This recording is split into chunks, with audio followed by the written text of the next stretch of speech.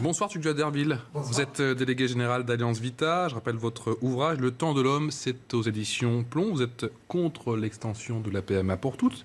Les esprits ne sont pas prêts? C'est-à-dire que ce qu'on voit, c'est qu'on ampute un enfant d'un père.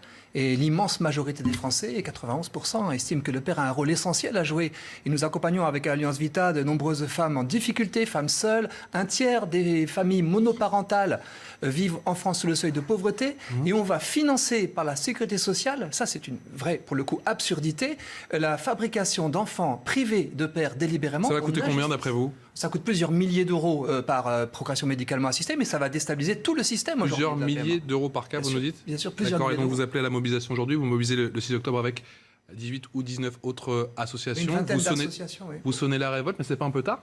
Non, c'est le moment de le faire. Nous le sonnons depuis longtemps. J'ai pu exprimer au président de la République directement tous les arguments extrêmement fondés, la préservation de l'intérêt supérieur de l'enfant qui ne mérite pas d'être privé d'un père, la préservation de la médecine qui ne doit pas être détournée au profit d'actes qui ne sont pas médicaux. Et qu'est-ce que vous répond justement le président de la République? Le président Macron, bien sûr, quand il était en campagne, avait précisé, il l'avait annoncé. Non, il avait PMA. annoncé, c'était pas dans ses engagements de campagne, c'était pas dans les feuilles de sa campagne. Cependant, il y a des promesses qu'il a pu faire et qui n'ont pas été tenues. Et aujourd'hui, il y a eu depuis le mouvement des Gilets jaunes, où on voit que les Français souffrent de précarité. Et voilà qu'on va précariser des enfants qui n'ont pas de voix, c'est vrai. L'enjeu est politique. Et moi, ce que j'observe, c'est qu'on ne tient pas compte de l'intérêt supérieur de cet enfant. Et on risque aussi de livrer, parce que vous l'avez explicité, il y a derrière la PMA sans père, beaucoup d'autres mesures qui sont prises. L'autocongélation ovocitaire, la capacité pour des femmes, on va leur dire, congelez vos ovocytes, vous ferez des enfants plus tard après avoir fait carrière, ça arrangera peut-être vos employeurs. En réalité, une femme sur 4 seulement qui congèle ses ovocytes peut ensuite, au prix du parcours du combattant de la fécondation in vitro, avoir un enfant. Donc on marche vraiment sur la tête, il y a une colère qui gronde, il y a une colère qui s'est exprimée par l'annonce, effectivement, par 20 associations, dont Alliance Vita, d'une grande mobilisation nationale le dimanche 6 octobre. Tugdual Derville, que répondez-vous justement à ces deux femmes qu'on a entendues dans ce reportage qui n'ont pas attendu la loi justement pour partir à l'étranger? Bienvenue à leur enfant, mais ne faisons pas silence sur la maltraitance originelle qui a constitué... Oui, vous vous rendez compte de ces mots? Il y a eu beaucoup de témoignages quand même d'enfants qui sont élevés par deux femmes et qui sont très heureux. Je ne dis pas je lui souhaite beaucoup de bonheur, je ne dis pas qu'on puisse donner beaucoup de bonheur à un enfant, mais il n'est pas légitime de priver délibérément un enfant de son père. Il n'est pas non plus légitime que la société finance cette injustice pour les enfants. Nous souffrons beaucoup trop, justement, du manque de pères, du manque de repères que donnent les pères. Mais le financement, c'est vraiment un argument, même si ce n'était pas remboursé par la Sécu, c'est un argument. Vous savez, on vient de dérembourser partiellement des médicaments pour l'hypertension artérielle, et voilà qu'on va rembourser à 100% cette injustice. Je pensais que vous alliez me parler d'homéopathie, mais... Ouais. Non, on va rembourser. Les Français ont besoin d'une sécurité sociale et d'une médecine qui soit curative et qui ne soit pas un moyen de répondre à des exigences qui sont en fait de convenance. Alors c'est vrai que pour faire un enfant, il faut un homme et une femme. Ce n'est pas, j'en suis heureux, parce que la parité originelle homme-femme, elle est majeure dans nos histoires généalogiques. Et amputer un enfant, ce petit enfant de Adeline et Katrina, je leur souhaite vraiment beaucoup de bonheur, mais il y a un père dont il va pouvoir demander un jour où il est, qui il est. Oui, pourquoi et il pourra consulter le dossier quand il aura 18 ans. Vous allez me dire que le père, c'est pas un dossier, vous allez me dire, c'est ça? Oui, et vous savez ce qu'on va faire? On va détruire des dizaines de milliers d'embryons.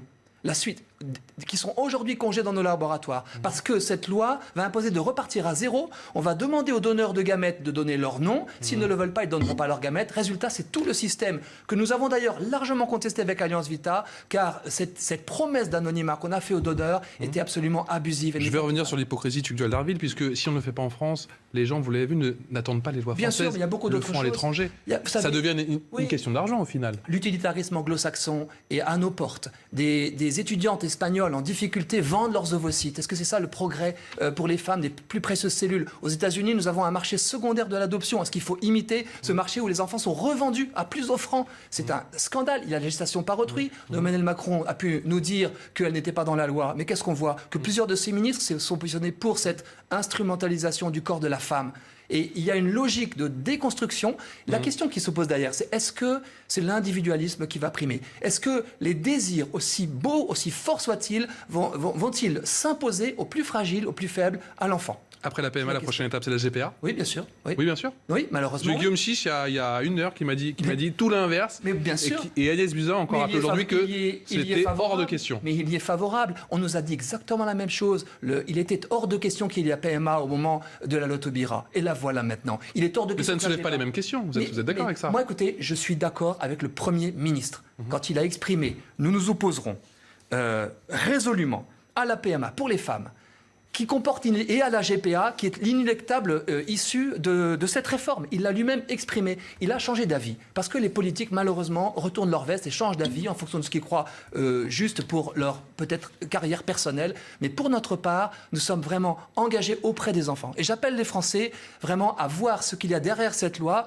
Bien sûr, il y a des situations personnelles qu'il faut accompagner. Et il ne s'agit pas de jeter la pierre à des personnes qui ont transgressé nos lois éthiques à l'étranger. Mais ce n'est pas une raison pour se coucher devant la prise d'otage qu'ils font et il faut donc se mobiliser très fortement avec la colère que vous entendez qui est légitime parce qu'il s'agit de porter la voix du plus fragile, de l'enfant. Et on aura l'occasion d'en parler, bien entendu, tout au long de cet été et à la rentrée, lors du début, bien sûr, de ces débats du côté de l'Assemblée nationale. Je rappelle votre marche, le rendez-vous est pris, ce sera le 6 octobre prochain. Merci beaucoup, Tugdual Derville.